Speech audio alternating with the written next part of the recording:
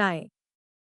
भले ही कोई सांप जहरीला न हो, फिर भी उसे जहरीला होने का दिखावा करना चाहिए।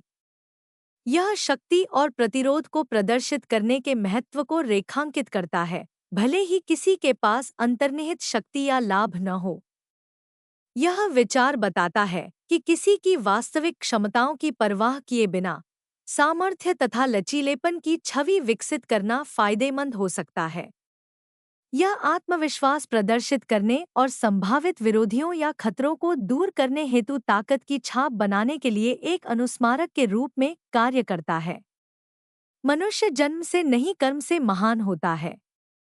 यह इस बात पर जोर देता है कि सच्ची महानता केवल स्थिति या विशेषाधिकार प्राप्त करने के बजाय किसी के कार्यों, उपलब्धियों और चरित्र के माध्यम से अर्जित की जाती है। यह धारणा व्यक्तियों को उनकी परवरिश या सामाजिक प्रतिष्ठा की परवाह किए बिना उत्कृष्टता के लिए प्रयास करने और समाज में सकारात्मक योगदान देने हेतु प्रोत्साहित करती है।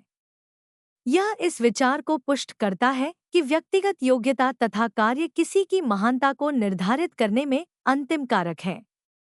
एक व्यक्ति को बहुत अधिक ईमानदार नहीं होना चाहिए। सीधे पेड़ हमेशा पहले काटे जाते हैं और ईमानदार लोगों को पहले प्रताड़ित किया जाता है। उक्ति के अनुसार अत्यधिक ईमानदार होने से व्यक्ति नुकसान के प्रति अधिक संवेदनशील हो सकता है। यह ईमानदार लोगों की तुलना सीधे पेड़ों से करता है, जिन्हें अक्सर सबसे पहले निशाना बनाया जाता है या नुकसान पहुंचाया जाता है। हालांकि यह दुर्भाग्यपूर्ण वास्तविकता को स्वीकार करता है कि ईमानदार व्यक्तियों को कठिनाइयों का सामना करना पड़ सकता है। यह समझना महत्वपूर्ण है कि इसका मतलब यह नहीं है कि बेईमान होना ही समाधान है। इसके बजाय यह किसी के मूल्यों और अखंडता से समझौता किए बिना कुछ स्थितियों में सतर्क रहने के लिए एक अनुस्मारक के रूप में कार्य करता है। कोई काम शुरू करने से पहले हमेशा अपने आप से 3 प्रश्न पूछें। मैं यह क्यों कर रहा हूँ? इसके परिणाम क्या हो सकते हैं? और क्या मैं सफल होऊंगा? जब गहराई से सोचने पर इन प्रश्नों के संतोषजनक उत्तर मिल जाए, तभी आगे बढ़े। किसी भी कार्य को करने से पहले चाणक्य स्वयं से 3 महत्वपूर्ण प्रश्न पूछने की सलाह देते हैं। मैं यह क्यों कर रहा हूँ? यह प्रश्न आपको अपने कार्यों के पीछे के उद्देश्य और प्रेरणा पर विचार करने के लिए प्रेरित करता है। परिणाम क्या हो सकते हैं?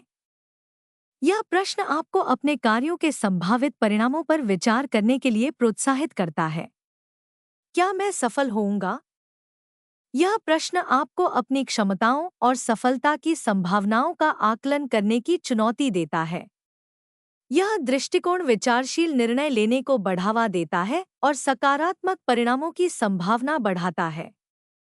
एक बार जब आप किसी चीज पर काम करना शुरू कर दें, तो असफलता से न डरें और न ही उसे छोड़ें। जो लोग ईमानदारी से काम करते हैं, वे अधिक खुश रहते हैं। यह किसी के काम में दृढ़ता और समर्पण के महत्व पर जोर देता है। चाणक्य के अनुसार, एक बार जब आप कोई कार्य शुरू करते हैं, तो विफलता से डरना या आसानी से हार न मानना महत्वपूर्ण होता है। उनका मानना है कि जो लोग लगन और ईमानदारी से काम करते हैं, उन्हें ही सबसे अधिक प्रसन्नता होती है। यह उद्धरण व्यक्तियों को लचीली मानसिकता रखने, चुनौतियों को स्वीकार करने और असफलताओं के बावजूद अपने प्रयासों के प्रति प्रतिबद्ध रहने के लिए प्रोत्साहित करता है।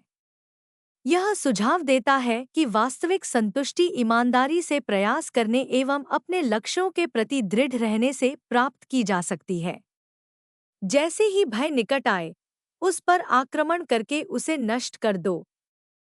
चाणक्य के अनुसार, जब डर लगे तो तुरंत उसका सामना करने और उसे खत्म करने के लिए कदम उठाना चाहिए। यह सुझाव देता है कि डर के आगे झुकने या उसे आपको स्तब्ध कर देने की बजाय उसका डटकर सामना करना तथा उस पर विजय पाना बेहतर है। यह उद्धरण व्यक्तियों को अपने डर से निपटने, चुनौतियों का सामना करने में साहस और दृढ़ संकल्प का प्रदर्शन करने हेतु सक्रिय होने के लिए प्रोत्साहित करता है। त्वरित एवं निर्णायक कार्रवाई करके व्यक्ति डर पर विजय प्राप्त कर सकता है तथा व्यक्तिगत विकास व सफलता प्राप्त कर सकता है। दूसरों की गलतियों से सीखें। आप उन सभी गलतियों को स्वयं करने के लिए पर्याप्त समय तक जीवित नहीं रह सकते हैं। चाणक्य का सुझाव है कि हर गलती खुद करने के लिए लंबे समय तक जीवित रहना असंभव है। ऐसा करने से हम व्यक्तिगत रूप से नकारात्मक परिणामों का अनुभव किए बिना ज्ञान और अंतर्दृष्टि प्राप्त कर सकते हैं। यह व्यक्तियों को दूसरों के अनुभवों से मिले सबक के प्रति चौकस तथा ग्रहणशील होने के लिए प्रोत्साहित करता है, जिससे हम बेहतर विकल्प चुन सकते हैं एवं वही गलतियां दोहराने से बच सकते हैं।